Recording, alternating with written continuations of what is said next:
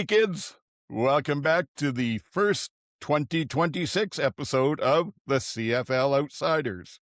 I remain, as always, your 100% impartial, completely unbiased, celebrating the new year host, old man, shouting at clouds.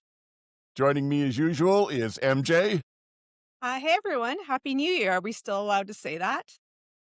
I think so. All of January's within the gray zone. And GT. Hey, everyone. Welcome to 2026 and another extravaganza, shall we say. I think it's going to be a long one tonight, but whatever. We'll do our best. I see you've got a swanky new Calgary swag on there, GT. Yeah, let me tilt this a bit. Oh, look at this. This is nice. It even has, for MJ especially, you'll like this one. It even has the hand warmer pocket. Yes, very important. You were asking about that earlier last year, so I thought I would show that off. So if everybody hasn't seen this already, and some people have, I saw this via a post on Blue Sky where someone had posted this deal, and so I immediately jumped on it and got my son to order me this. Costco has got these wonderful licensed sweatshirts with hoods, nice hoods, the whole deal, nice ties, very good quality, branded beautifully in multiple colors, multiple logos from each team, $20 on sale. Wow. $20 each. That's delivered to your house from Costco. Free shipping. Free shipping. Free shipping. Costco.ca. You cannot get them in store. You can only get them online. So if you have a Costco card, just go online.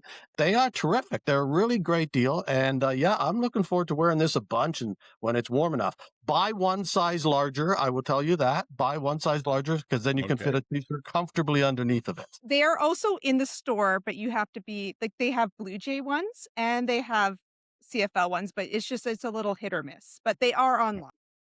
I've not seen them in the store, in any of the stores I've been in recently, which is 3. So I've not seen them looking for milk of all things. But nonetheless, I haven't seen them in store, but they are online. Unfortunately, online, apparently you cannot get Riders or Bombers because they're sold out online. And certain sizes of different teams are sold out as well. You know, you may get lucky and it's well worth checking out. They're $20, best deal, $20.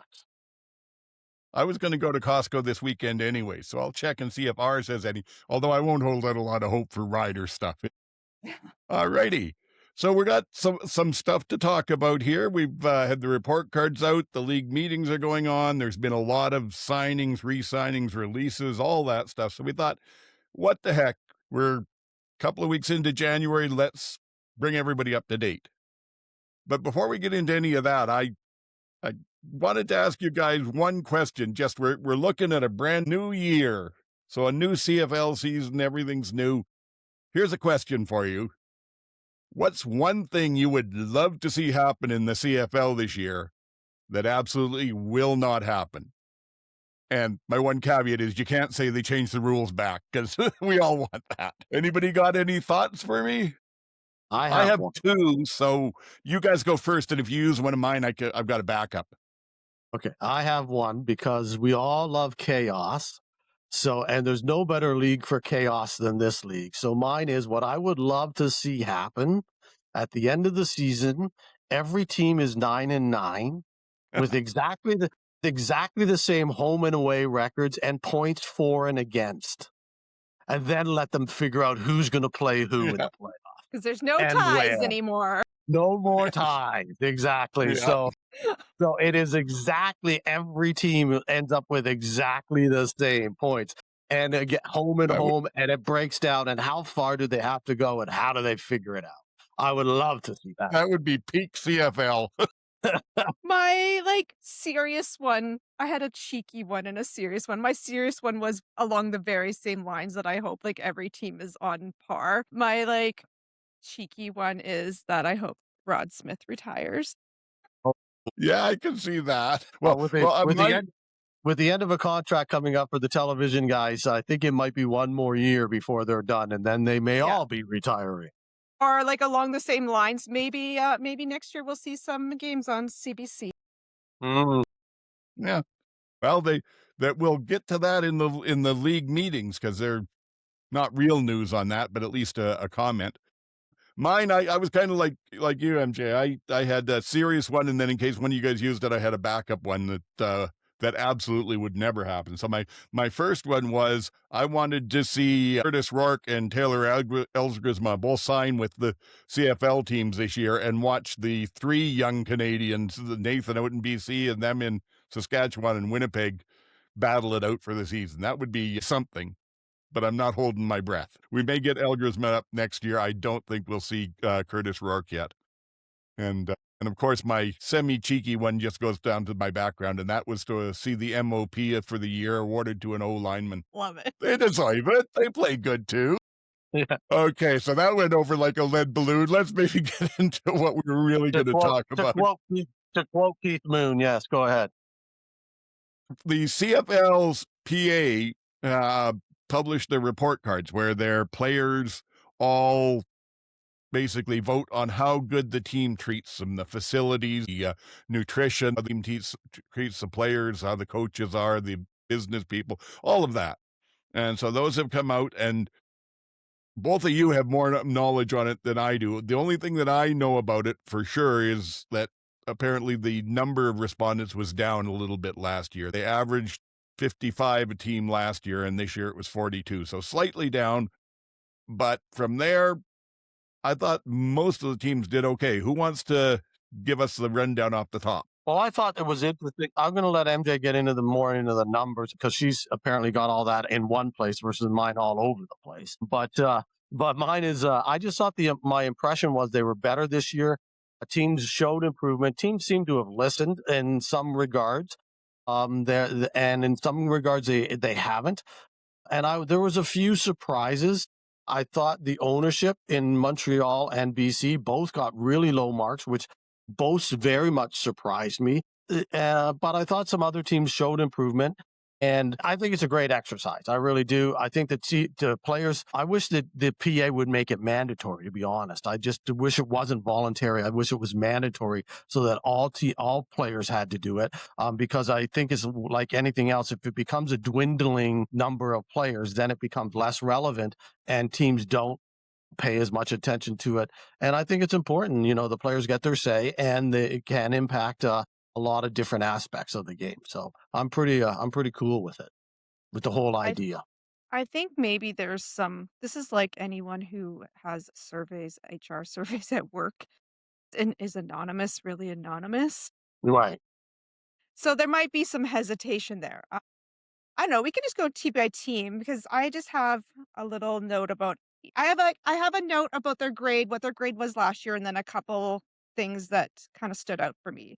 So, like, speaking of Amar Doman, we can start with the BC Lions. They went from a C- last year to a C this year. And the two things that stood out for me, because everyone touts how great this organization is, they got an F in diet and nutrition. They got the lowest grade of anyone for anything. That was very surprising, considering how much we ragged on the Stampeders last year.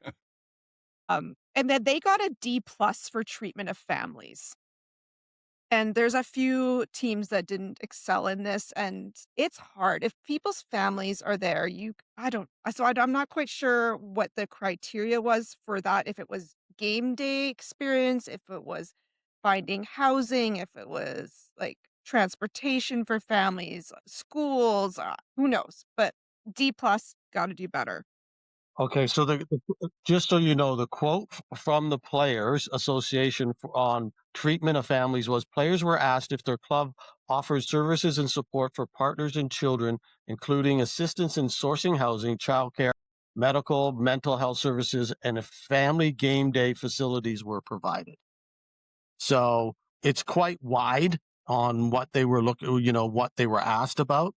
But yeah, that's an important one. I mean, like, good luck to anyone trying to find childcare in the Lower Mainland. I mean, some of this is city dependent, but yeah, like do a little bit better. If you want people to come to Vancouver, you need to be doing housing and childcare. The Elks, they were the team that was almost, I think, the most improved. They went from a D+ last year to a B- this year. So huge improvement. And they had the highest score of anyone. They had got a A+ for team travel. So they've clearly done a lot there. And the most commented item that was most commented by every single player that they surveyed was that the hotel accommodations in Edmonton were not up to par. Yeah. Visiting team. Every visiting team complained about the hotel. Now, sources have said that it is the Chateau Lacombe. And if that is true, I am not saying it is. If it is true, I am not surprised. I think we were talking, this used to be a really nice hotel, and it is not a nice hotel. Their lobby is hella sketchy. Their rooms have not been renovated for probably 30 years. And it's in this weird little part of downtown Edmonton. There's no restaurants nearby. It's hard to get an Uber over there. It's kind of near the edge of the escarpment down into the river valley, which, so I mean, the views are probably really nice, but there's nothing around it. So if guys are trying to go out to eat, hopefully the Elks can find a better hotel to partner with for the upcoming season. Yes.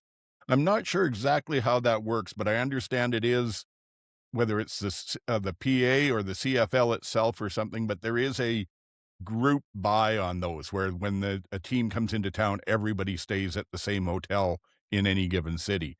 So somebody's negotiated that, and hopefully whoever it was takes note and doesn't go back wherever they were last year. All I Yeah. could think was Milt Stegall staying in that hotel, and I laughed so hard to myself. Well, I don't know whether the broadcasters have to stay there. From what I understand, Yeah. it is negotiated. The hotel accommodations for visiting teams are negotiated by the home team, and then all visiting teams stay there. So it's a partnership between the home. But so in this case, the Elks would have arranged with that hotel to host all the visiting teams with X number of rooms on, each time that they're in town. So I'm sure it's a bulk rate, and the teams take advantage of that, but nonetheless, the Elks need to do a better job. That's the round. Is that the round one right at the round hotel right at the top of the hill type of idea? Yeah, that used to be one of the classiest places in town. So that's really surprising. It also reminded me a little bit, though, of back in the day when every opposing team used to just complain bitterly about having to go to Ivor Wynn, and the dressing rooms in Ivor Wynn were just like they were vermin infested. They were just horrible. There was no hot water in the visiting dressing rooms. It was brutal, and I almost wonder if it's the home team advantage kind of idea, Yeah. like just get them off their game type of things. I kind of giggled at that, but it at the same time, it shouldn't happen. I mean, what every single team is complaining about, there's a problem, Yeah, whoever booked that did not get the message that in downtown Edmonton, Ice District is now the place to be. Yeah. Not Well, the edge of Yeah. yeah. even if it's not downtown, I'm sure you're trying to save a little bit of money. You don't want to pay the, $500 or whatever a night in the Ice District costs at the Westin. So maybe you want to save a couple of dollars, but you don't kind of still be reasonable accommodation. This is a professional league. Exactly. And Yeah. if you're the team that's booking for the people coming visiting, and you put them somewhere crappy, that becomes a race to the bottom real quick, because Yeah. everybody If will you- pick up on it. I mean, if you wanted to do that, just put them all out at the airport so they have to drive an hour and a half to the stadium. Yeah. Sure. Get them a bunch of shipping containers and put them in there. It'll be fine. It'll be fine. Yes. Welcome to Okay, so Canada. that's Edmonton. What else do you have for us? So the Stampede, let's just stay in Alberta. We'll go down to the Stampeders, who were a C- last year, and they've moved up to C+. So I think they've improved on diet and nutrition. Maybe the guys are getting hot breakfast this year. They got a D+ for treatment of families, and their coaching staff got a B. But that's improved from last year. Yeah. So coaching staff last year got a C+, right? I think, well, No, it wasn't broken out as much last year. it wasn't broken out as much last year. No, they just got management and administration was a D- last year. So yeah, it's a slightly different calculation. Yes, I'm interested in seeing your overall average of the team and where that's calculated from, because on the CFL's PA's website, that's not a category. It is average of the league, but not of the team. It goes across, but it doesn't show. So maybe This is my little shout out. So CFL Stats Geek, they're on, I think, Reddit, Blue Sky, and Instagram, and they averaged it all out for us into a Great. graph. Thank you very much. Very much. Yeah. Because I was like, thank you, someone else has done the math work. Yeah, and that's one of the things that I was going to mention just overall about the survey was that I wish the PA had done this right beside it in brackets last year's numbers to this year's numbers, and then a complete average by team on the far right or whatever the case may be. All they have is a league average at the bottom, so in each category, and even that doesn't have last year's versus this year's, which would also be interesting. Yeah. So the Riders went from a B to a B plus, and their lowest grade was a C, which was treatment of families. So things are looking pretty good in Riderville. So an improvement all around. I think it's hard. It's hard. I think treatment of families is a really hard category for any team to. Well, what I'm hearing from you so far, the theme seems to be that across the league, there's a disconnect between what the players expect as far as helping their families out, and what the teams are delivering. So that's why this scorecard is put out there, so the teams know what they have to improve on. Hopefully next year it'll be better. Yeah. So the Bombers went from a B minus to a B, and their lowest grade was their training camp. But they had a huge improvement on their team travel. Their team travel is now like a B compared to like last year. Remember, they were like, we have this rickety old plane and we all think we might. So they got a new plane, sounds like. Good job, Bombers. Maybe they were traveling in the plane that they run around the field when they score a touchdown. They got that little biplane there. The Redblacks, they went from a B minus to a C plus. But I think we all know what was going on in Redblacks on. Their lowest grade, they got a D plus in their strength and conditioning. They had a lot of injuries last year. I think we had, we talked about how they're getting new strength and conditioning coaches and everything. So I think hopefully that looks like an area they're trying to desperately improve. Yeah, but it's interesting that both the coaching staff and the management as well as players both hit on that independently of each other. So yeah, either the players were really carping on it at the end of the season interviews, or else the management actually noticed it and went, wait a minute, we got to do something about that. Yeah. So Toronto stayed at a B minus. They were a B minus last year, a B minus this year. Their coaching staff got a D plus. Well, I got things about that. Yeah. Okay, let's hear. Well, I just think of all the reports, I actually thought Toronto was the most interesting. If you look at it, I believe they have 2 A's, an A minus, 2 B minuses, and only the only D they had, which was a D plus, was the coaching staff. And so I'm sure that was a lot of Mr. Dinwiddie blowing up on the sidelines and ragging on people in public and so on and so forth. I also the bloom off the rose on Dinwiddie is getting pretty strong. And on the Argonauts fan site, people are talking about, wait. In October or November when he left, we were aghast and appalled and about to jump off of bridges. And now we're like, yeah, not so much. There's a lot of stuff coming out. And even in Ottawa now, I thought it was interesting this week that they released, and again, this is way off, but we'll get to it. But I just thought it was really interesting that they released Darius Pickett. He was there 1 year, then left to go to Ottawa.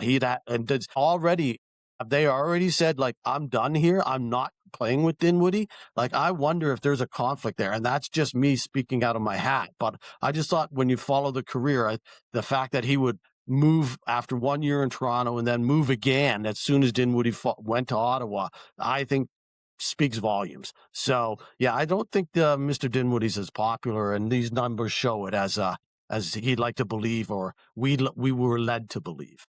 Yeah, I was going to talk about this later, but I'm going to lose my train of thought if I don't tell it now. But the Redblacks have been doing some PR work with him, and they have little videos on Instagram of him calling the season ticket holders. Like him and Sean Burke, they've been have videos of them calling the season ticket holders, asking them to renew their tickets and talking about them and what they're going to do with the team. So I think they're aware of what they need to do to make that a little more palatable. So well, you know what? I'm going to do Hamilton last. Let's go to Montreal, who stayed the same. C plus last year, C plus this year.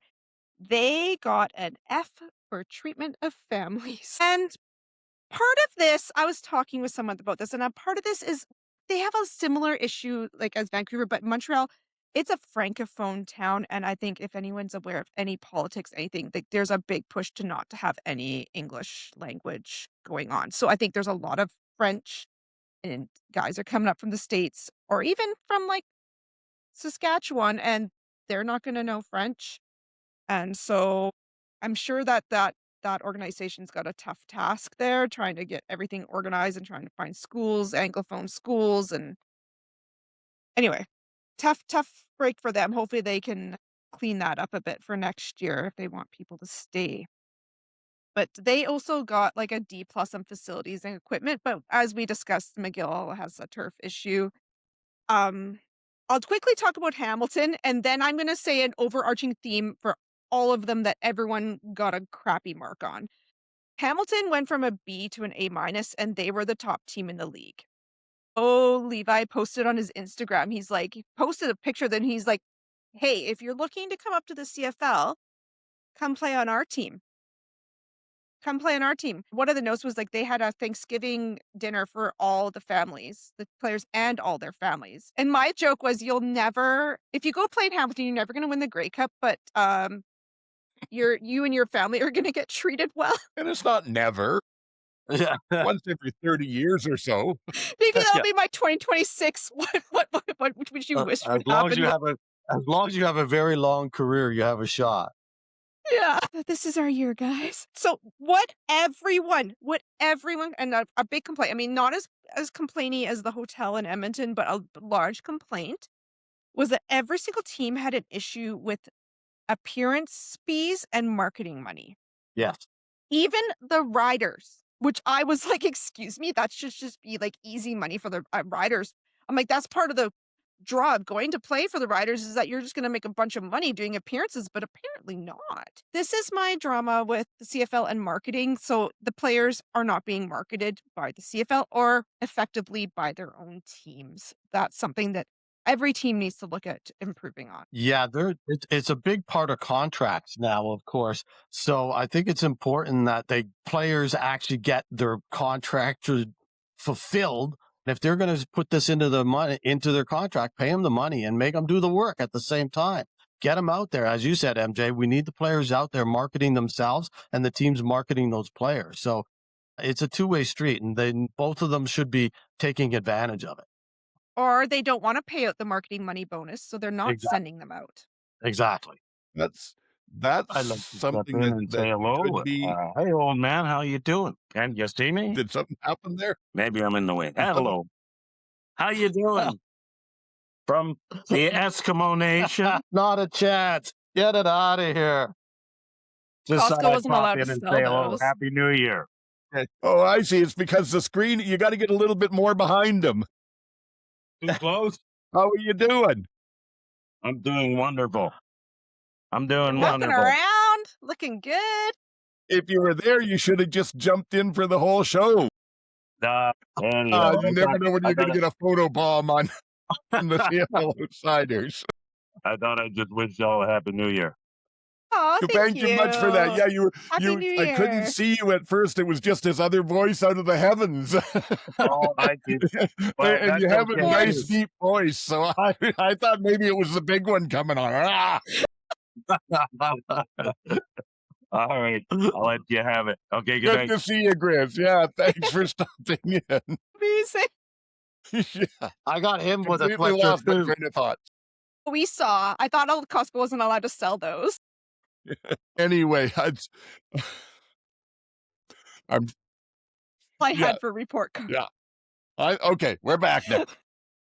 I was going to say it could be a lack of them wanting to pay out the money, but most of the teams don't have that sort of cheaper reputation. So I'm wondering if it's maybe just what you said, basically, they're not putting in enough effort to schedule these things, to get out and put the people in the community, because that's something they've done for years.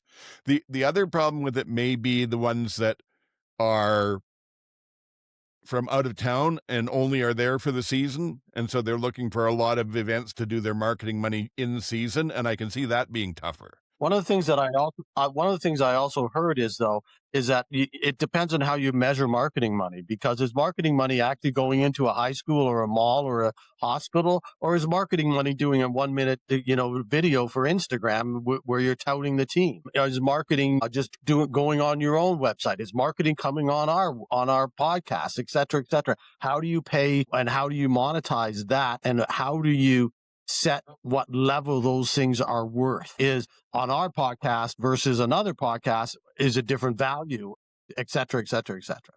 So there's many, we're worth way more money than most. We are worth the most. Yeah. Just on sheer talent. On list and guests just dropping in. Yeah. I can cameo tell appearances and everything. I can tell which players have gotten some new marketing money things in their contracts, because all of a sudden they are on Instagram doing videos, and there's a certain Thai cat who is all over the place now, making videos, comments, like fan engagement. So, yeah. I really don't know who you're talking about, but can I make a guess? Might he play safety? He might play safety. I saw the new contract, so I'm thinking there might be some marketing money in there. I feel like he's on Instagram about 18 hours a day. Wow. Okay.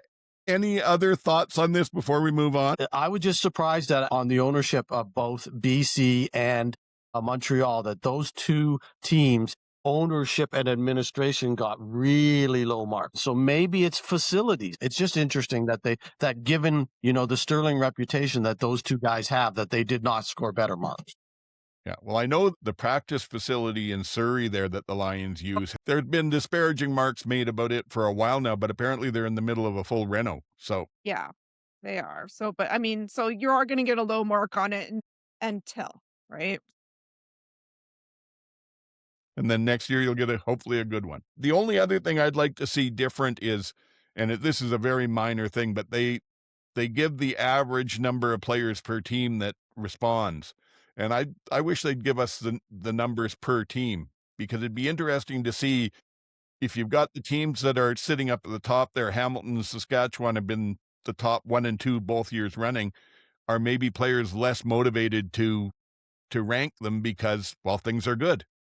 We don't want to have much to complain about. Whereas if you've got a team that's been at the bottom, or that has, like Edmonton, that's made great strides, apparently, maybe there's a lot of motivation. So it would be interesting to see the engagement per team. Well, Edmonton, I just want to say quickly, it's hard for Edmonton to compare last year to this year when it's a completely different team with a completely different setup, with a completely different ownership. I mean, those players weren't even there last year to market. If you ask the guys that were, and only did it for the guys that were there last year versus this year, well, maybe it would be a slightly different mark, right? But everybody that got paid, sure, they're going to give good marks generally.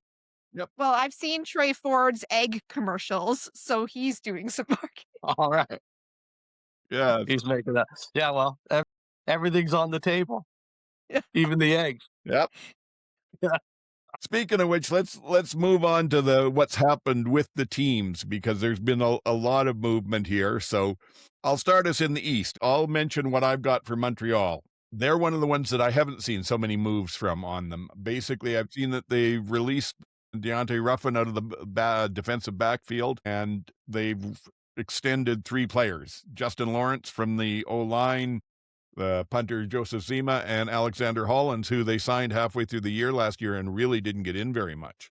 So has anybody else heard about anything more than that? Or what are your thoughts on what Montreal's doing? I had them as basically just really quiet since our last call a month ago. They seem to make the splashes early, and then they've been quiet in the last month. And the Hollins signing surprised me.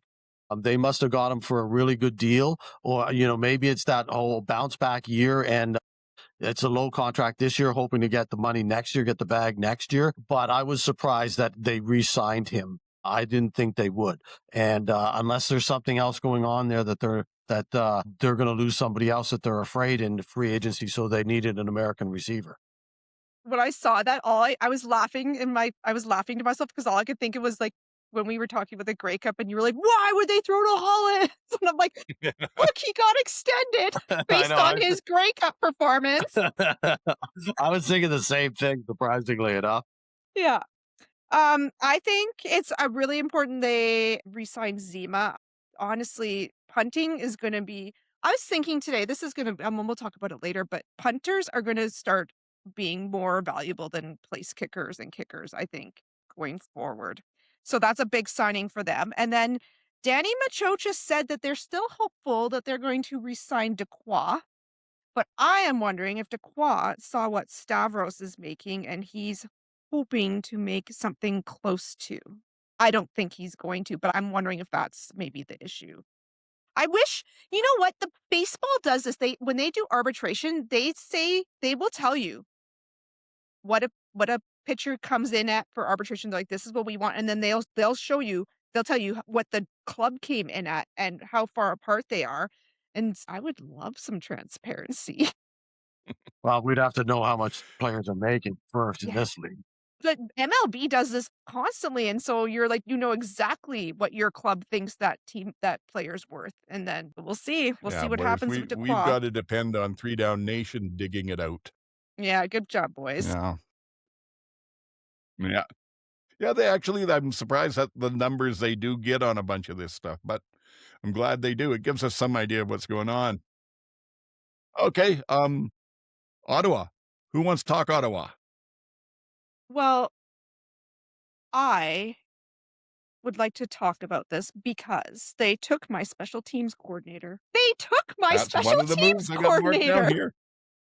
How dare they? Jeffrey Reinbold is coming. I was like, we should be announcing this in all caps because that's how he always does his social media.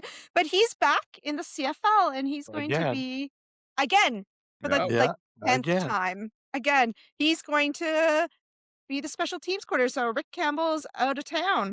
Drew Tate is going to be their quarterbacks coach. Well, I didn't get that one. I don't have. Yeah, Drew Tate. And Fields is staying on as DC. If I can, I'll quick, since we're talking coaches, they also brought in Philip Daniels from the Riders as their D-line coach. That's right. I would assume that's a good move based on the Riders D-line over the last few years and the success they've had. So I would assume that's a good move. Now, as one of the coaches said, the famous quote is, I always coach better with better players. I laughed when Reinbold got rehired again. He's one of those guys that just never goes away. He goes on vacation to Hawaii for a little while and then comes back. Coaches there for a little bit and then comes. I love him on the sidelines, though. Like, talk about an animated guy. Yeah, he's a very unique character. Yeah, he is. I like him myself. I like him too. And he's up and down. Sometimes his special teams are terrific and sometimes they're just horrible. So we'll see what he ends up with. I hope he does well. Good vibes.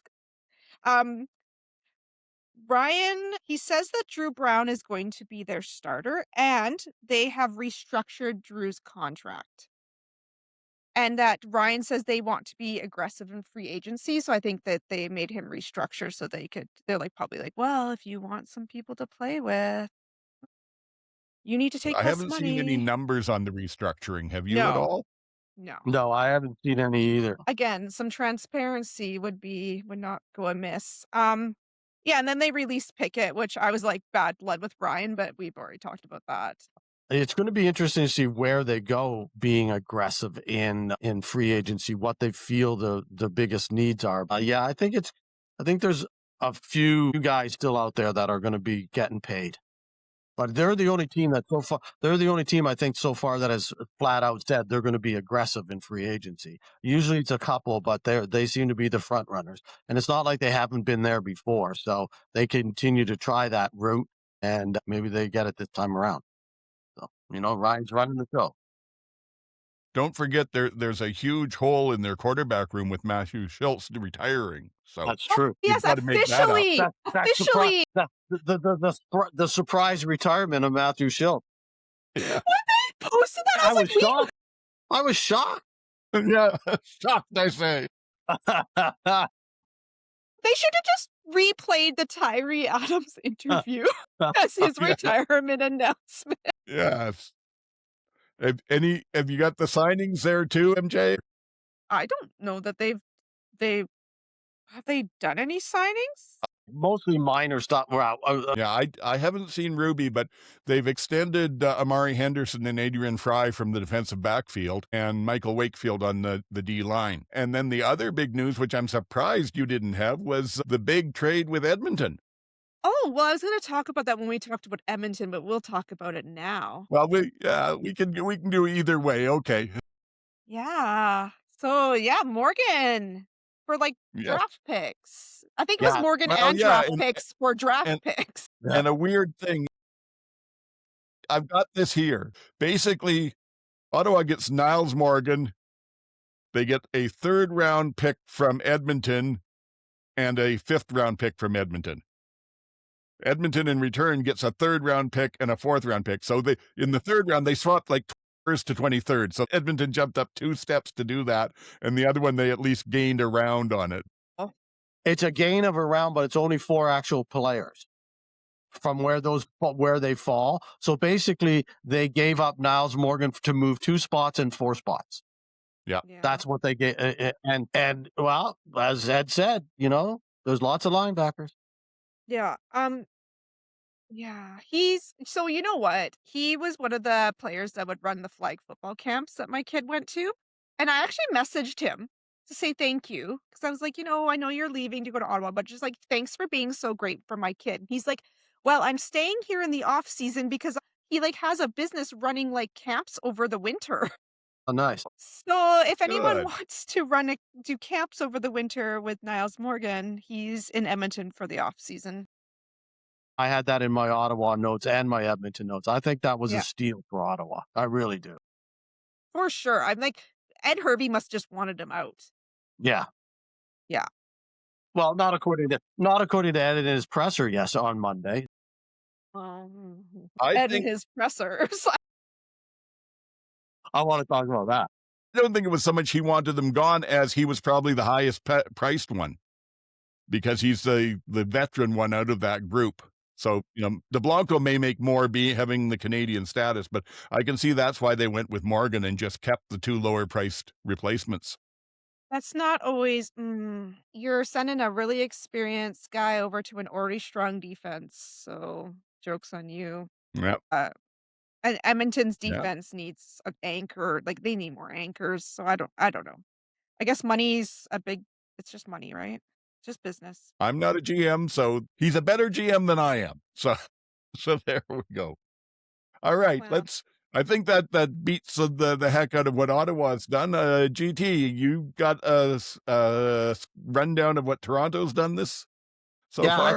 I think Toronto's been relatively quiet in the player thing. They've signed a few guys. They've signed some Canadian linebackers. They've done a few things, but it hasn't been, to me, it hasn't been the player stuff as much as they finally announced their full coaching staff. And that was the most interesting thing.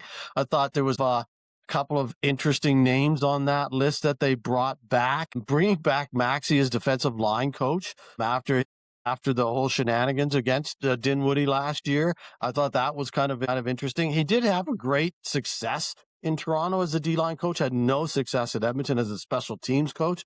So maybe he's just a D-line guy.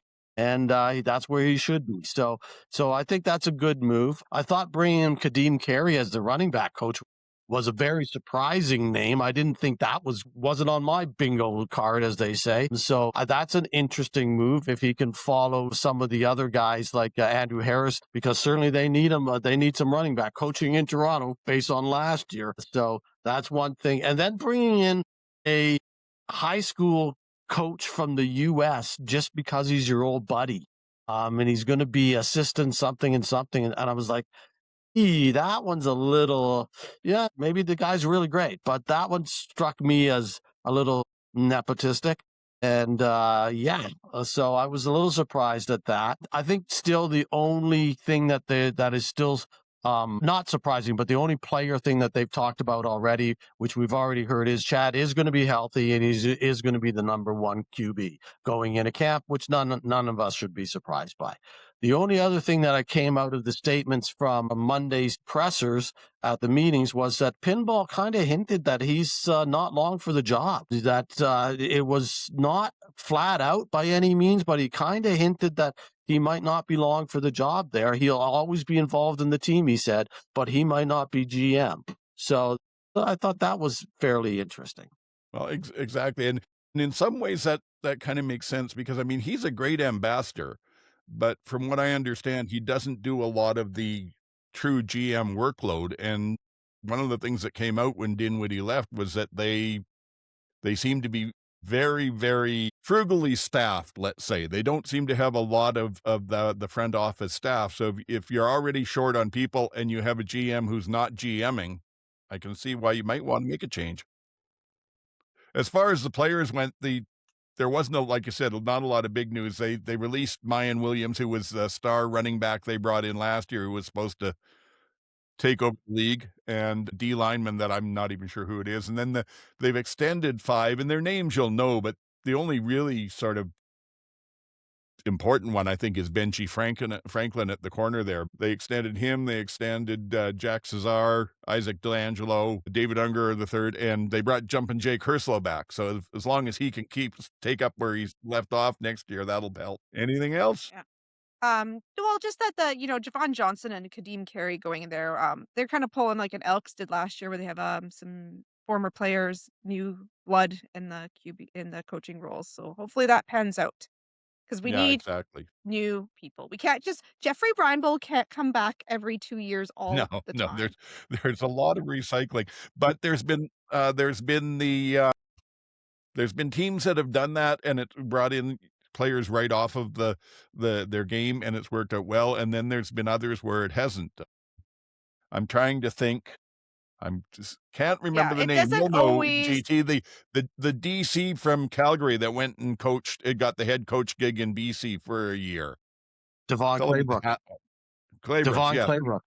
Yes, and he brought in a bunch of players that had just retired, and that did not work that season for them. So no, up and down.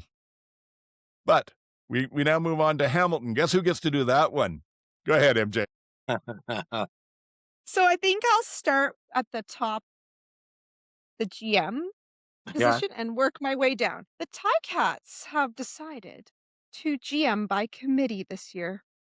They have an assistant GM, Alex Russell, but they do not have a GM. They have brought in Brock Sutherland, and his title is Senior Director of Player Personnel. So I don't really know. They have a Director of Player Personnel, so I don't know. So yeah, they've just decided they're not going to have a GM. They're like, it's working fine. We'll just keep it this way. So we'll see. They get high marks on their scorecard. So apparently we're not going to win a Grey Cup, but your family will enjoy their time in Hamilton. So big news, Bob Dice is now special teams coordinator. I hope his dog is on the field this year. That'll add to my enjoyment of the game. So I honestly thought Bob was either going to take a year off or La Police was going to convince him to come work for flag football for a while. I was sure of it, but no, he's down in Hamilton. And then Jared Baines has been promoted to Scott Milanovich is going to let someone else be offensive coordinator, you guys.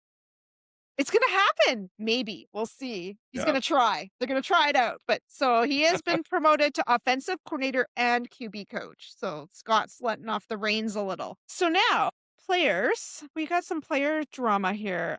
Casey Sales. They released Casey Sales, and they said it was money related. And he got picked up by BC. So he's in BC now. I'm not quite sure. Anyway, it's because part of the reason maybe is because Stavros Kastantonis is now the highest paid safety in the league. He is making, I think they said $200,000 a year. Maybe some also $200,000 and $5,000 in incentives. So it's $200 in hard money and $205 possible. And I'm pretty sure, based on his Instagram, some marketing money. Yes, I'm sure. And then they extended Revenberg, and I have a note that's to keep Bo upright. And today they re-signed Julian Hauser. So that's good news for them. And then just like the Stampeders, actually now there are 4 Ticats that have signed NFL contracts. Nick Constantino, their punter, has signed with the Browns. Isaiah Wooden has signed with the Browns. Verisuk is been released. We don't know who he's signing with yet. And Jose Colts. Ramirez has been released. I don't know who they're signing with yet. Yeah, Verisuk is the Colts. Oh, is it that they announced? Okay, I didn't see that when I I was saw making my that today. notes. Yeah, and Jose Ramirez, who frankly was not on my NFL players going to the NFL bingo card, but yeah, I haven't seen. He wasn't even on the NFL workout tracker. Like he Yeah, was just exactly. completely under the radar. But he's He'll been be- released apparently. That means he'll be the guy that sticks. For Yeah, sure, he's yeah, going to play of 10 course. seasons. So those are some big days. So they're going to have the GM committee is going to have some work to do to fill some positions. Yes.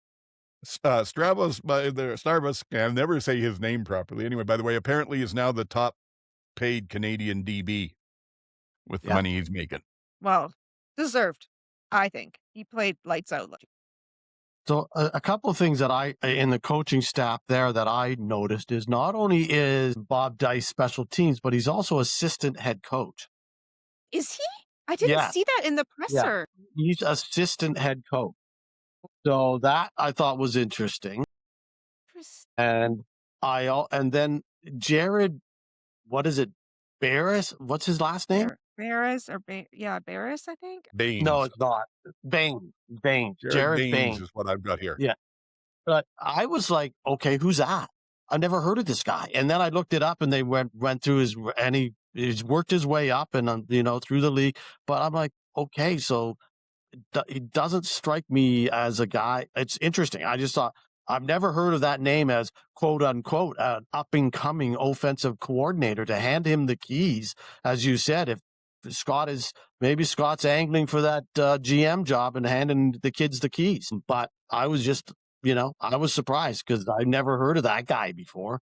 And it wasn't, usually they're at least rumored. He's going to pull a Jose Ramirez and be the top offensive coordinator in the league. Well, hey, if we stop hearing about Mark Mueller, it'd be good. So there you go. Oh, yeah. Because 60% of the league was Mark Mueller last year.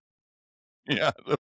Oh, they say. I was just going to mention Mark too, because I was going to say 2 things. First of all, apparently Baines was their quarterbacks coach last year. So, yeah. And I was going to say it'll be interesting to see, is he really the OC, or is it the situation they had the first year or so that Mueller was doing it in Calgary, where he got to call the first half, and then you notice Dave on the headphones a whole lot in the second half.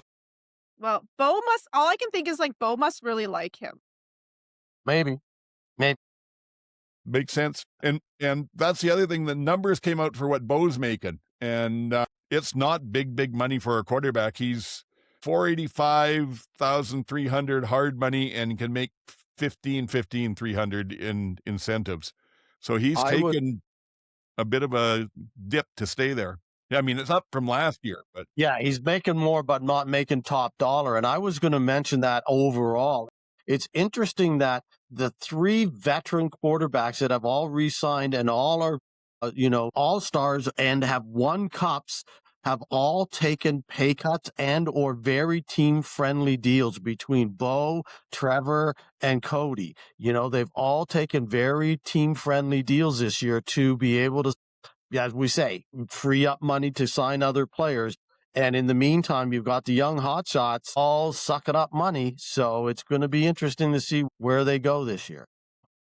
The last thing I've got on Hamilton is that they've also signed Chris Kolankowski. Yes. Who we'll talk about on the next team because he was with them last year. Okay. So that takes us to Winnipeg. How about you, GT? Do you have much on them, notes on them? That lets me jump in on the Riders. Well, I thought Winnipeg's been relatively quiet recently. I mean, I think that we all talked about the coaching staff previously, so I don't know that we need to go over Tommy it again. Condell's new. They Since hired we talked. Tommy. Yeah, but we knew that. Yeah, but we kind of talked about that and knew that. So I guess we can reiterate he was interviewing. No, because I have a funny story. Story about Tell this. us the funny story. So the Bombers announced Tommy Condell. You guys said that Brady wouldn't sign if he was there, and I like, didn't think he would. Look what's happened. They've pulled an Edmonton Elks. So the day that I'm sorry, I'm laughing because the day the Bombers posted this on their Instagram that they signed Tommy Condell, Brandon Banks, aka Speedy B, writes a comment under it saying, like, hope the Peg has a Speedy B on the team for all the behind the line of scrimmage plays. Mm-hmm. That brought you some joy because, Yes. oh my God. Oh my It God. should be given what their team history is, how they've played up till now, and that it should be an interesting matchup. Yeah. On a scale of 1 to 10, how upset is Brady? Well, but he had to know that when he signed, so they must have done something. I know. Yeah, I don't well, understand. I saw the interview, and he said, I'm not a pass option OC. I can run the ball just as No, many you times as anyone." can't. No, you can't. No, you can't. Yes, yes. Maybe you say you can, but we haven't seen it yet. Not in like how long? Like it. Nah. So anyways, Sorry, Bomber fans. Sorry. Anyway, I enjoyed. I like when the former players just like pop in to be a little bit shady. Made my day. the only other thing I saw there recently was they paid Evan Holmes a lot of money, and Yeah. their backfields are getting pretty expensive. I'm a big fan of Evan Holmes, so I think he's worth the money. But yeah, it's getting it'll be interesting to see who else they can get to and where they're going to have to shave a few dollars here and there. Apparently, there's they paid Cramdy a lot. Like Holm is 180 in hard money and can make 186 with incentives. Apparently he's the top paid American DB now. But they say that right behind him is Cramdy, and was it Nichols that they paid fairly big money to? I can't remember. Possibly because he's been extended. So that's a lot of money to tie up in one defensive backfield. Absolutely. But maybe they're not planning on paying any old guys on the line anymore. Maybe they're bringing in new and inexpensive young linemen instead. Yeah, well, we'll see. They released Kolinkowski, but like I said, who ended up in Hamilton. That's one that they've dropped from there. That O-line is getting long in the tooth, so hopefully they're doing something with it. They did extend Tui Eli, I think it's pronounced, who was their 6th O-lineman last year and touchdown catcher. And they also extended Nichols and Nick Dembski. Tyler Algorithm got drafted by the Birmingham Stallions for the I heard that. UFL. So I don't know that's I don't know. It depends on how much they want to pay him. Well, I understand they pay a set salary. Yeah, exactly. Yeah, that's the whole thing about the UFL is like I believe the quarterbacks can make more. They have a set salary as well, but it's more than everybody else, so that they have the option. But it's still a set salary. You can't make a ton of money. It's all about hoping for the shot. Or that's why guys are leaving now, because they're recognizing, well, I can play here for 2 or 3 years, but if I don't get my shot, I'm only going to ever make 75 or 85 or whatever. Their number is better off the top. Their number pays better than an American rookie makes in the CFL. You can make more money in the UFL, but you can't make that for forever. You can only make that. That's all you're ever going to make, versus you can make 185 or something, or 250 as a receiver here. You can never do that in the UFL. And I think players are starting to recognize that. And that's why you're starting to see more players from that league come up again. And I think as well, that league is still so unstable that we're seeing players drift up faster than we did a few years ago, when they were still saying, I can get more exposure in the American game. So if Elgazma wants more U.S. exposure, that might be good for him. But as I can't see it, again, at some point in time, if you're better off coming up and playing here, I think, than having a shot at making more money than playing down there and maybe getting a shot back in the U.S. But I don't know. I can't see it. I take the sort of the different opinion. I could see him doing it for a year because he played 3-down ball in university. He hasn't got the tape of 4-down ball. He's looked good in his tryouts, but can't seem to get on there. So I could see him going, well, maybe I'll play a year down here, show what I can do in the 4-down game. And frankly, if it doesn't work for him, he can come up to Winnipeg in the next 3, 4, 5 years and know he's got a job.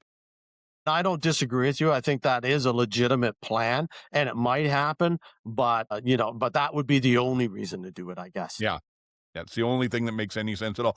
Even if he'd been playing as a quarterback at an American school, Yes. then it wouldn't make as much sense. But it's just because he's got such limited exposure, limited tape on 4-down football. Alrighty.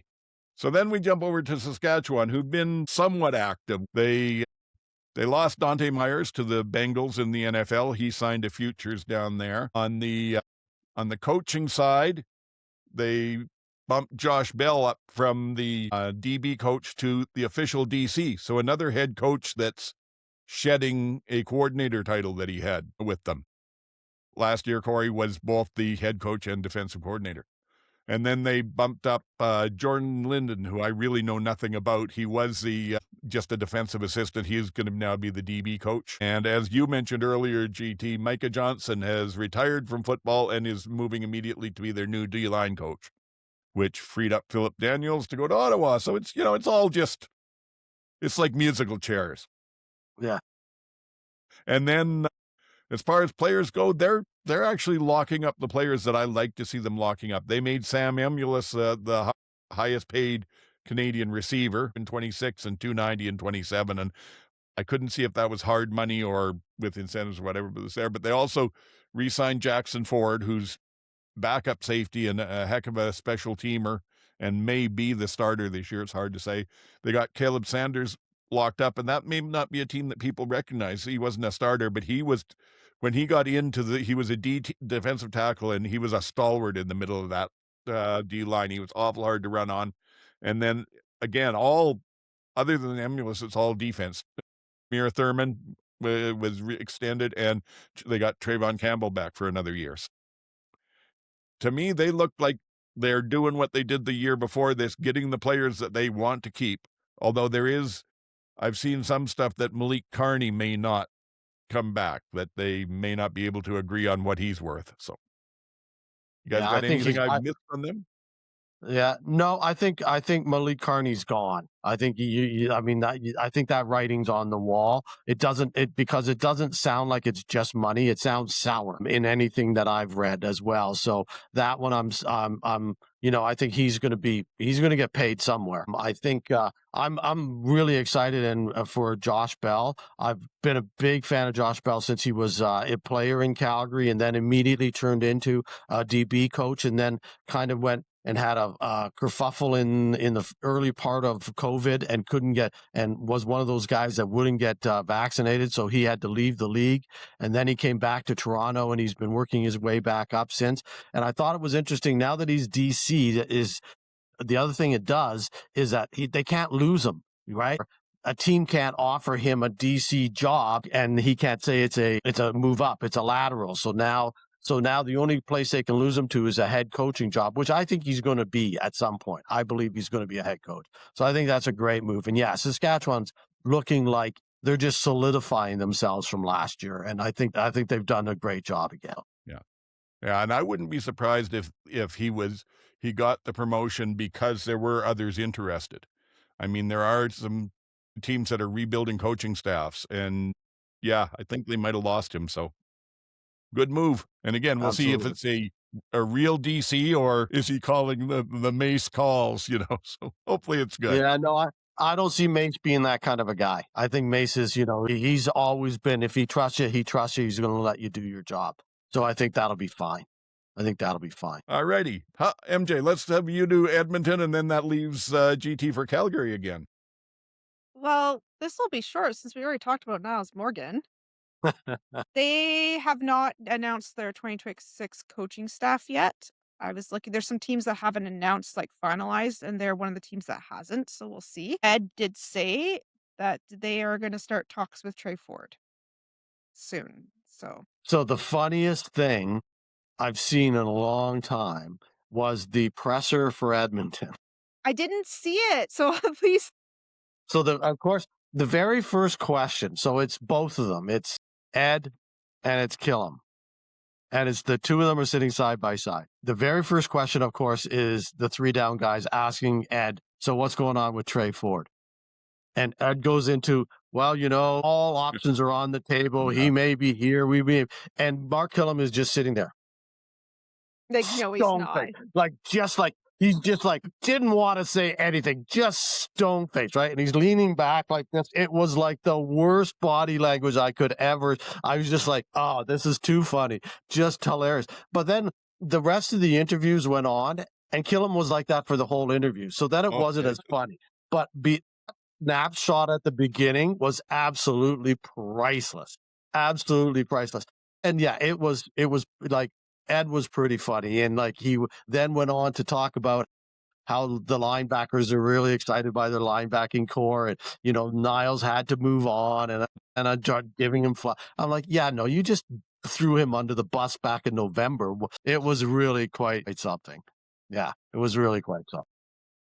Yeah. So so Trey Ford is still in the win, no matter what Edmonton is saying. He's still in the win. There's no doubt about it. No doubt about it.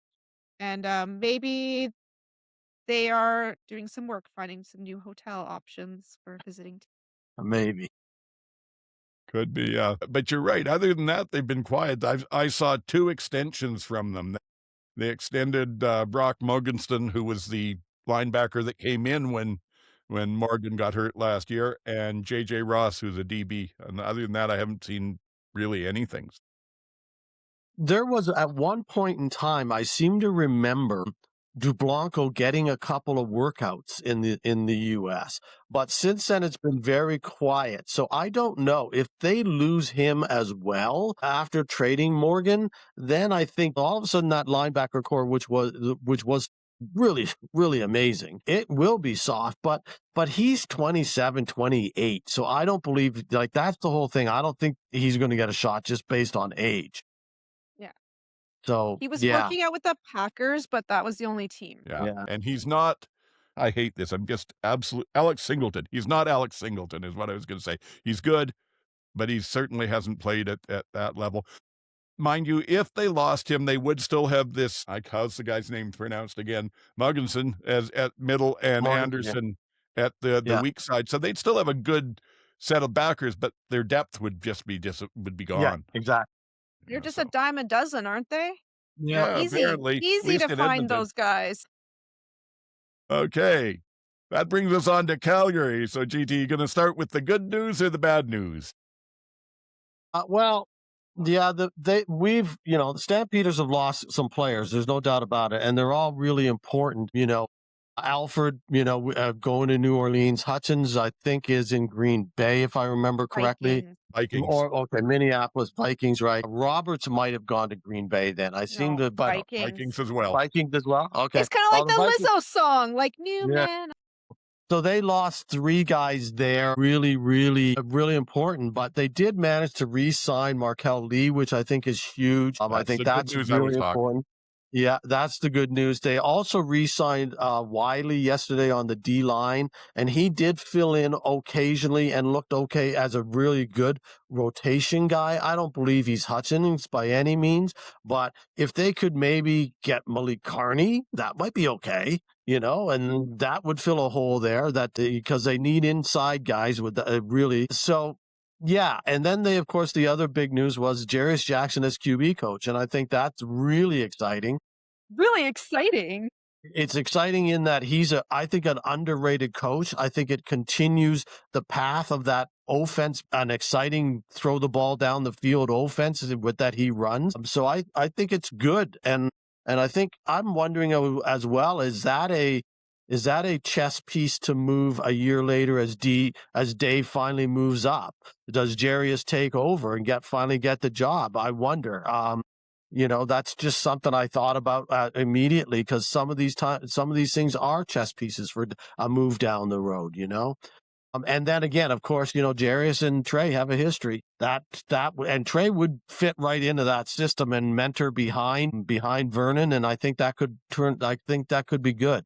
Again, just throwing it out there. Nothing, there's so many possibilities, but it's just interesting. And they've got a lot of work to do. Stampeders got a lot of work to do to try to maintain last year's record. They're not surprising anybody in 2026. No, that's true. Mind you, another thing in Trey's favor, it doesn't hurt to have your backup potential future quarterback have a real mad on against Edmonton. Because Yeah. Yeah. Well, Now, more important in Calgary than anywhere else. Yeah, Dave did say in his presser that PJ Walker is recovering and is ahead of schedule, and he liked what Walker showed last year, et cetera, et cetera, et cetera. So he didn't discount Walker. So it sounds like they're bringing him back, if nothing else, but that can always change as well. Again, they're all in that same style. I'm extremely excited for the Stampeders, for Dave, VA, and Jarius trifecta.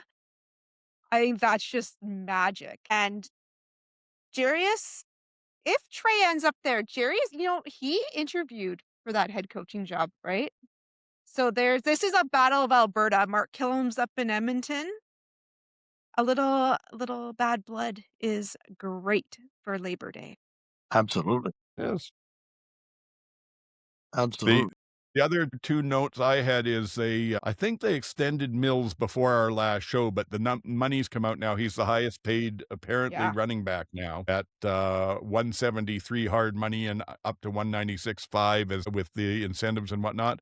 And sad news. I hate to say it, but the era of the dribble kick in CFL football is officially over. Jeshwan Antwi has retired from the Calgary Stampeders. I don't know anyone else can do it. He's the only one I've seen. They showed that and hit the Instagram post. They had a video of him doing that. It was really nice. Yeah. Well, how could you not? Yeah. Other Stampeder, I don't know if you saw that they signed a kicker. I did not see that. I saw that. Dawson Hodge from Laurier. Yes, I saw that. Yes. Well, we know Rene said he's only got this year left. Yeah, this is the retirement year for him. So they needed to sign at least one, if not two or three. Well, you got to keep in mind with Paredes, he's at the retirement age most of us get. Right, isn't he? Pretty close. Sean. Well, Sean resigned for another year. Yeah. Yes, he did. He figured after his statement he'd get one more year out of it. Yeah. Yeah. All righty then. BC. I'll let you take the last one, GT, to finish us off.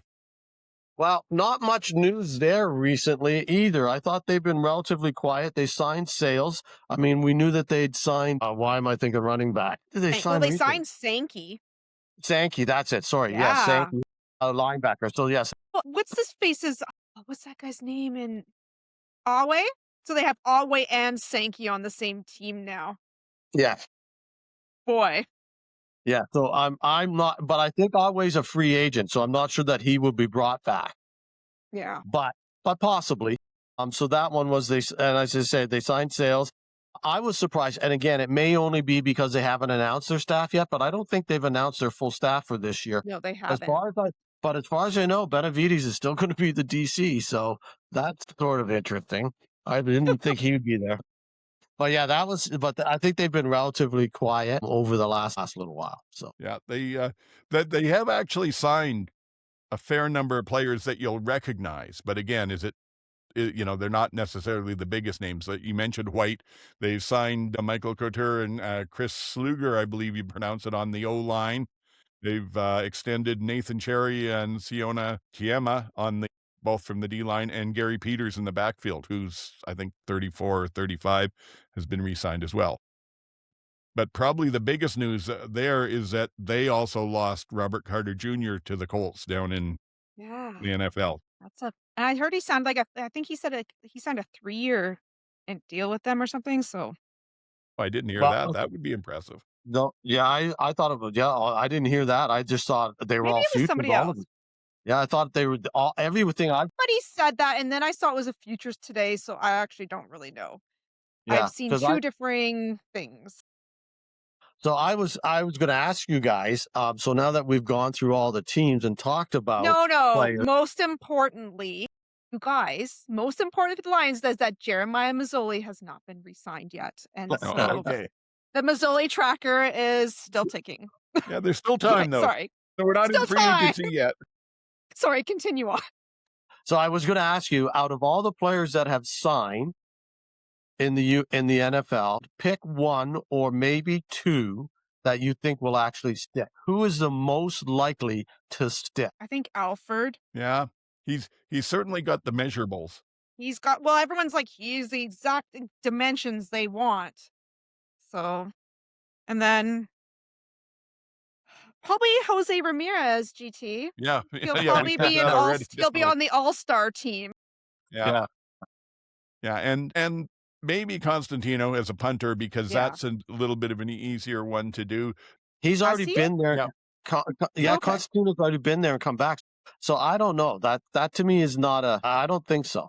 I think it's going to be the number 1 and number 2 pick from last year's draft. I think it's going to be Alfred and Versa. Yeah. I think those are the two guys, and maybe what's his name out of BC? Carter. Sorry. Yes, Carter. Those three, because and the reason I say that is because, as you mentioned, MJ, the Alfred just has everything that they want. So he's going to get bounced around at least. He's going to get at least 2 years just, bouncing around before he's back. Verasek, I think, it has that Alex Singleton type of stuff. He's got the size, and he's probably going to get a special teams role and then work his way up, or may only be a special teams guy. But I think he has the possibility of being a special teams player this year and then go and working his way up from there, like Singleton did. And because he has the same kind of motor, and even though he doesn't have the experience that Singleton did at that point.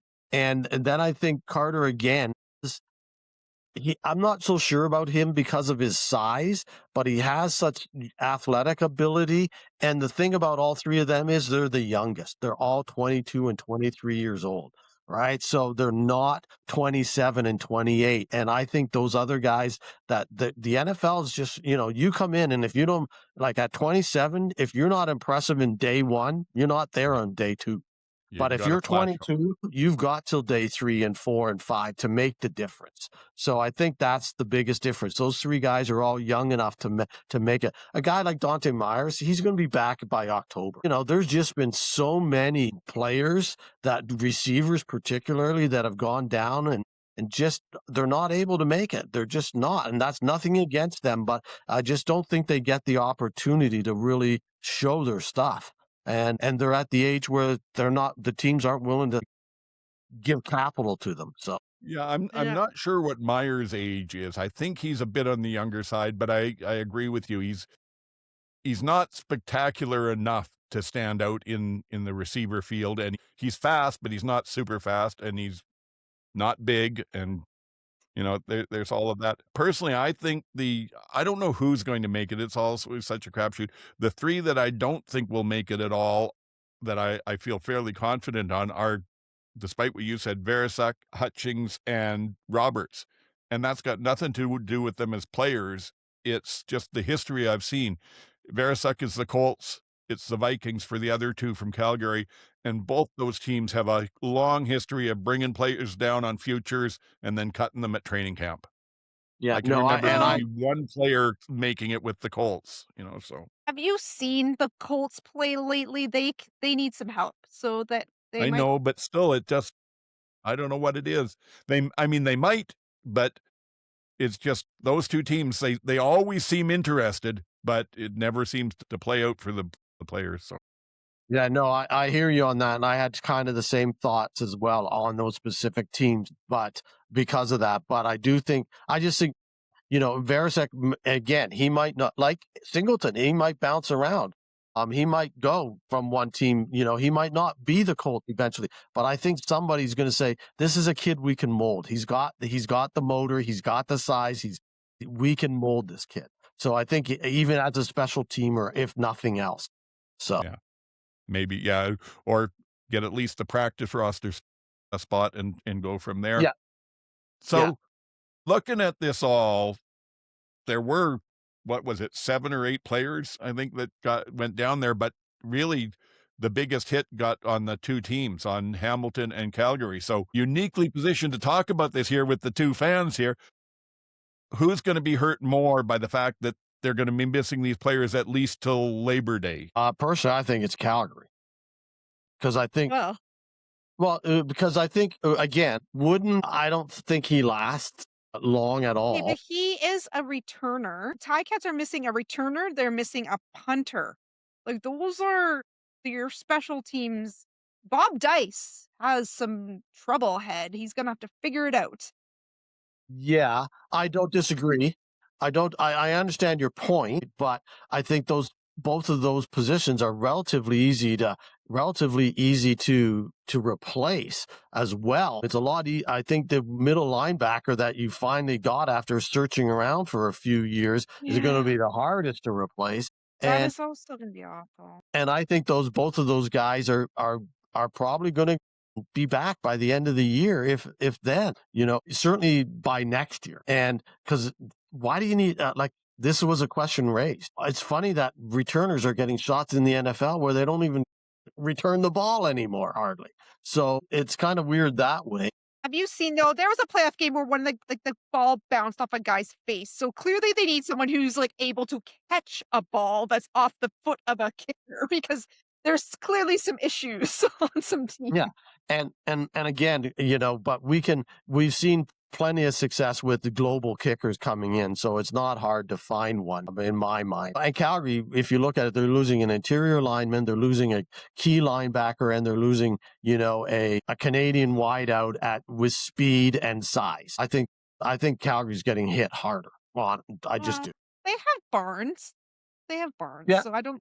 So Alfred going, I mean, it sucks, but it's not like they didn't play him actually a whole lot once Barnes was back. So, but Hutchings and Roberts are tough. I think the biggest loss you have with Alfred is what he would have been, not what he was last year, because he did have the hamstring that took him out for a good chunk of the middle of the season and that, but he had so much potential. So there's that. And he's ratio, right? That's the other thing. And he's ratio.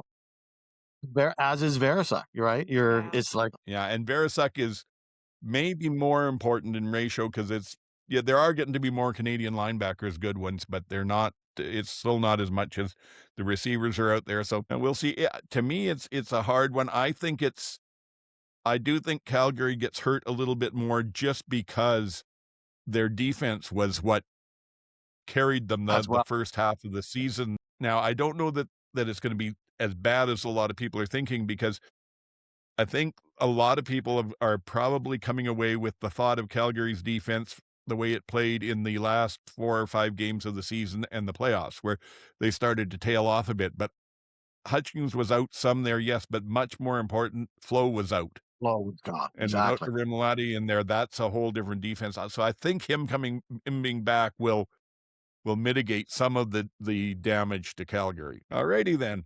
I think that's covered off everything from the teams. So what do you guys want to talk about from the meetings this week? Any hot takes? Yeah, this doesn't really fit in anywhere, but Henry Burris is no longer at Florida AMA. And I'm hoping that he's on the TSN panel this year. But there's a couple people who don't have their coaching staff set yet, so. Yeah. Well, I couldn't see him with the way his coaching career has gone. I don't see him coming in anywhere at anything less than a coordinator level. So, and those are largely set. I think TSN panel is a better spot for TSN needs him. a quarterback on their panel. Yeah. Yeah, and they're short on that right now. So, yeah. I'll say one of the things that a very minor thing, but that I was really disappointed with, because it just sort of tells me where the league's head seems to be at. They're considering, and hopefully they don't bother doing it, but apparently they're considering doing a draft of American college players. Well, they said no today. Oh, good. No, that was it. That was the most inane thing. I'm sure that was a Stuart Johnson suggestion. That was the most inane thing I've ever heard, because whatever. But overall, with the league meetings, I will just say that the list of stuff that they had on that's like our podcast. It's ridiculous. It just goes on and on and on and on. It's just like. Exactly. Like you're not fitting this in, and you're not fitting this all in 3 days or 2.5 days. It's just like impossible to give that much stuff serious consideration. And then they wasted time with a presser that could have just been a news release today. I don't even know. Well, I will watch it later, but give us the Coles note. Well, let's see. Game clock. The Rules Committee has recommended leaving the game clock at 20 seconds for the final 3 minutes. I mean, for 20 seconds for the final 3 minutes, but for the second and fourth quarter. But 35 seconds for the rest of the time. And I thought this was kind of stupid and dumb. So just there's going to be a lot of confusion. It's basically, but it'll basically be at the 3-minute warning, right? After the 3-minute warning, whenever that takes place, whether that's at 3 minutes or 2:57 or 2:51 as it often is, they'll change to the 20-second clock. My question is going to be, okay, and because there's two things. First of all, with the 35-second clock, I thought it's going to be one of those things that a year from now, you won't even notice it's changed. Like it's going to be a big deal for the first 2 months. And then maybe by Labor Day and you won't even notice that the clock is now a regular 35-second clock. But then I thought, well, okay, if you're not even going to notice the change, then why change? Like if it doesn't make that big a difference and you have to admit that the last 3 minutes is the most exciting part of the game, so we're leaving it this way because we don't want to lose it, then why are you making the other change? Yeah. Then exactly. You know, like I get it. People are hard and fast on this 35 seconds of speeding up the game, and maybe it will. I don't know. Maybe it will. I'm ambiguous on that one, but my whole thing is if you're saying you want to leave the last 3 minutes of each half because that's the most important in the old rules, well, then why did you change the rule? If that's the best part of the game, why are you changing the rule? Anyway, so that one was silly in my mind. I also think it's I silly. will say on it, I'm kind of like you. I think for everything but the last 3 minutes of the half, you won't notice any difference.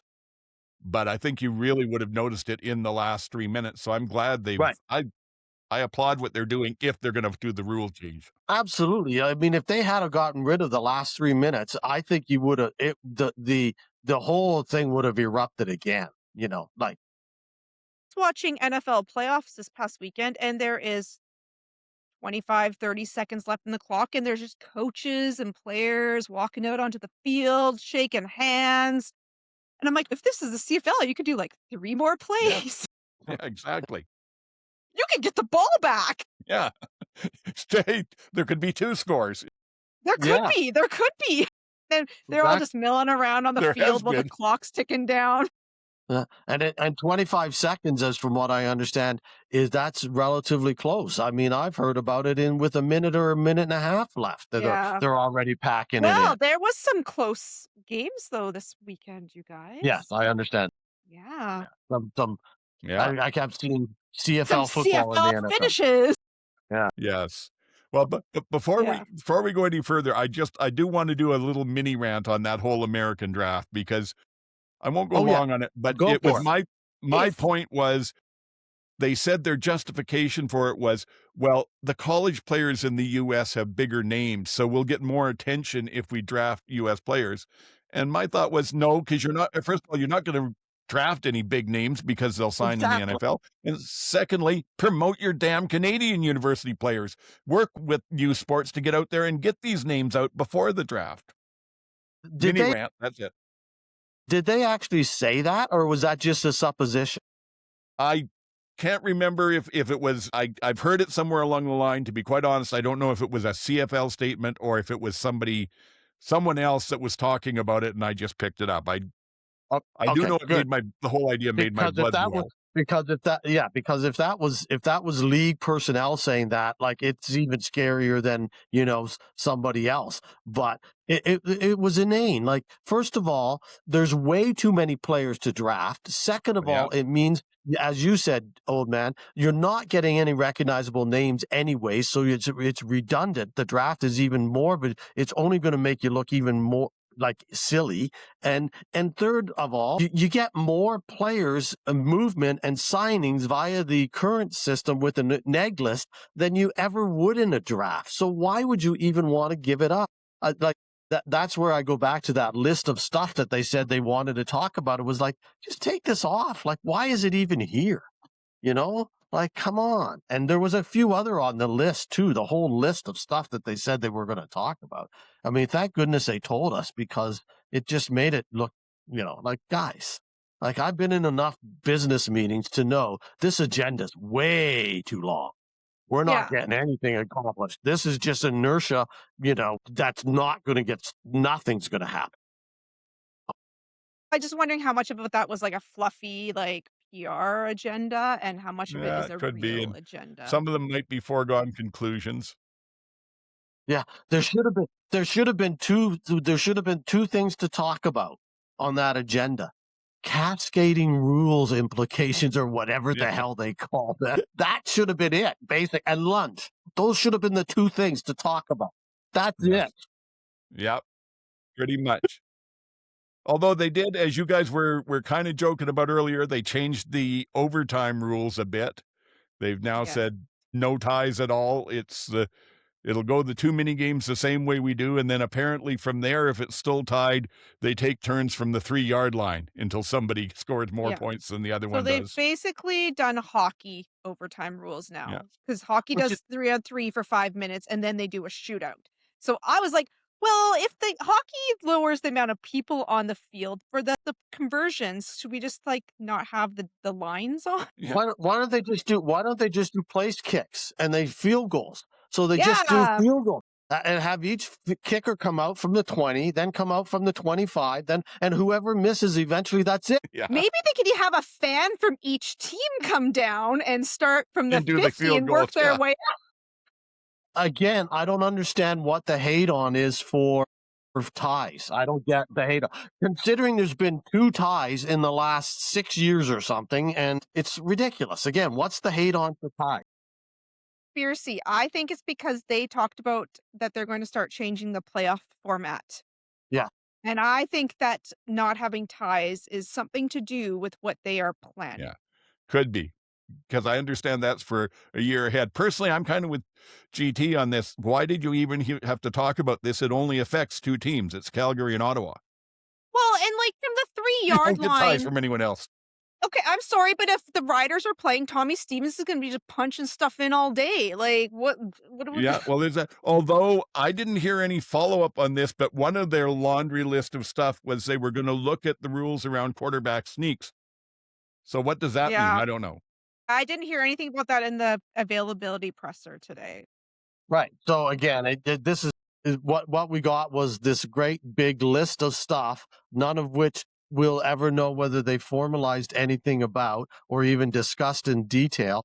And what was the point then? Like, give us the results of the discussion. If you're going to give us the discussion points, then give us the results. Like, we've decided that we're not going to do that, or we've decided that we're going to table that till next year, whatever the case may be. Exactly. So they said that the replay center is going to be a little hands-offy next year, because they're like, this is slowing down the game. And I'm like, you think? You think it's slowing down? But Yes, again, of course it is. I don't disagree with that, but that doesn't sound any more defined to me than before. You should be able to put in a defined set of conditions that work, and just saying, we're going to be a little less involved. Let the referees decide the game. Okay. Yeah. I was like, that's gonna work until something really awful happens, and then some team's they're gonna complain, and then it's gonna just go right back to the replay center, replaying everything. Yeah. In the sky. The only thing I would like out of maybe not the only thing, but the main thing I would like out of the replay center is consistency, because it really does seem like who's in the center, how much they jump into games and whatnot. One week you'll have stuff where they're all over the place, and then the next week they're not touching anything unless it's challenged. So anyway, but you also mentioned the whole thing about the playoff format and the divisions. Should we have divisions for West and East in the playoffs? Should it be? They didn't say divisions. They just said something. Playoff ball. He mentioned something about should one game decide things. Yeah. So I don't know And how they're you talking get about how around that in a other play, 9-team We're other league. going back to leagues. 2 point. We're going back to 2 game total point series. I I love it. love it. I love Well, it. either that Do or, it. or only one team misses the playoffs. Yeah. Yeah. Everybody makes the playoffs. Like, top team Yeah, has a no. bye. Like, Yes. um, Yeah, why not? Sure. the 3 down guys floated that they might be talking about how the 2 top teams might be, and then everyone slots down from there. Like, so if there's 2 top teams from the West, it's 2 top teams from the West or Yeah, versus but that East. still doesn't change the fact you win one game and you're in the Grey Cup. So he mentioned that NBA has in-season tournaments and other things. So I find in-season tournaments gimmicky, and 100%. so I don't know why they're even considering that. How about they just, whatever. Plus, it's football. In-game tournament in football, please. Yeah. Yeah. Like, we already have the Banjo Bowl and the Stampede Bowl and Labor Day. Those are all in games. Guys, maybe it'll be a flag in-season game. I wouldn't want to rule anything out.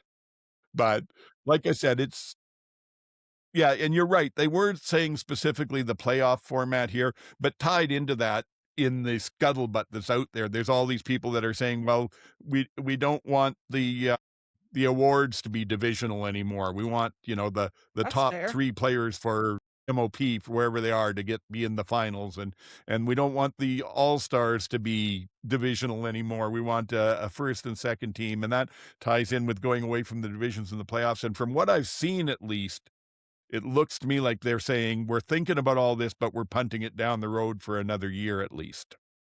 Yeah. Unless Well, they come might out in the middle of hang August on. and announce it. Stuart Johnson said he wants a new team by 2030, so maybe they'll just He punt did it say that down too. to 2030. Yes. I want a new rule that the Riders aren't allowed to lose, but I think we both have about the same chance of getting our wishes. Yeah, I don't think that. And what else did they talk about? I mean, it was just kind of not.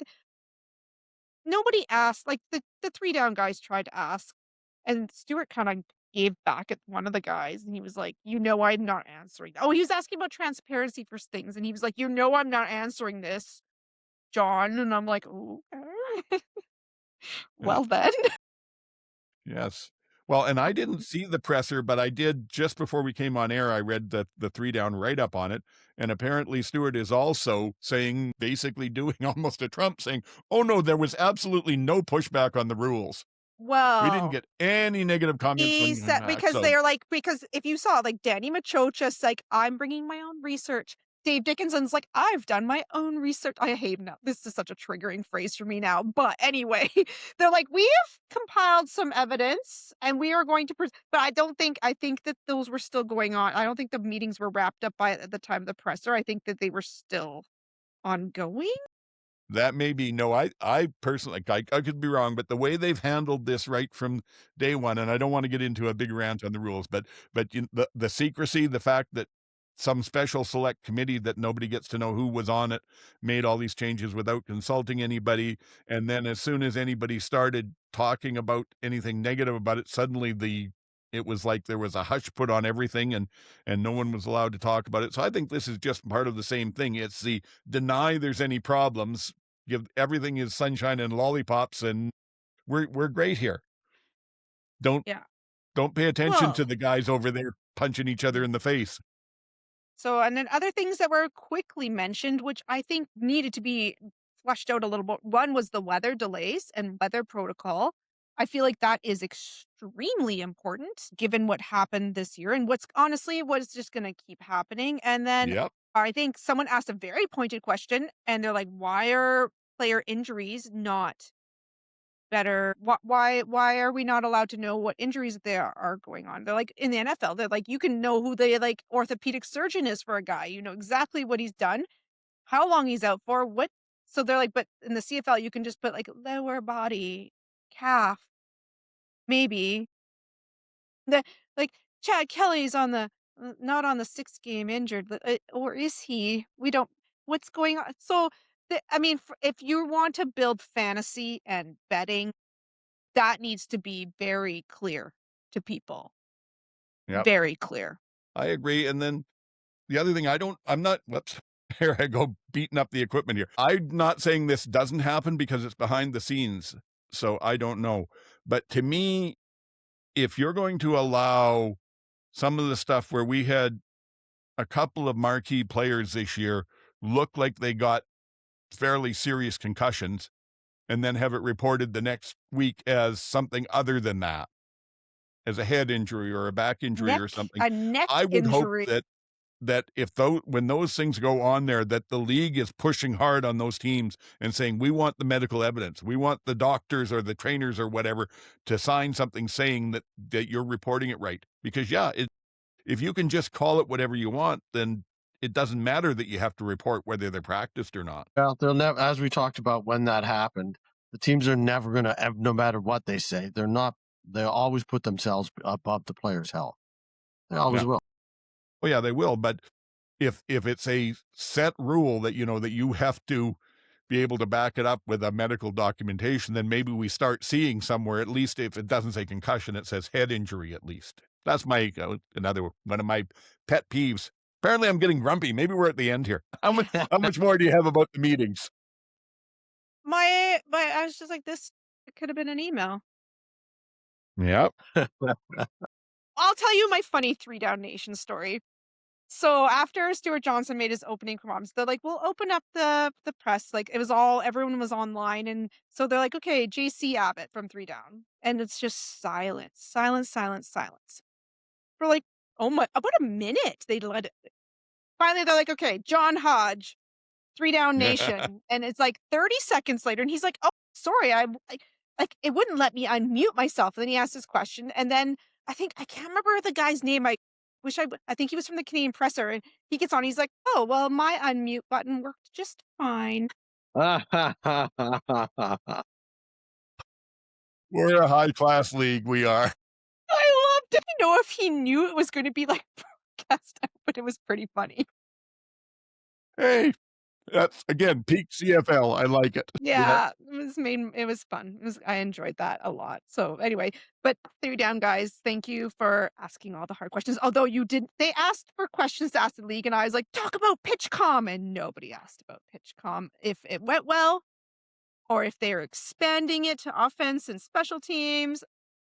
So I will just for 2026, Yeah. guys, I'm just going to track the We're pitch.com gonna have to press get release. you some press credentials because I think that's a major thing, and we're the only people I know that's talked about it.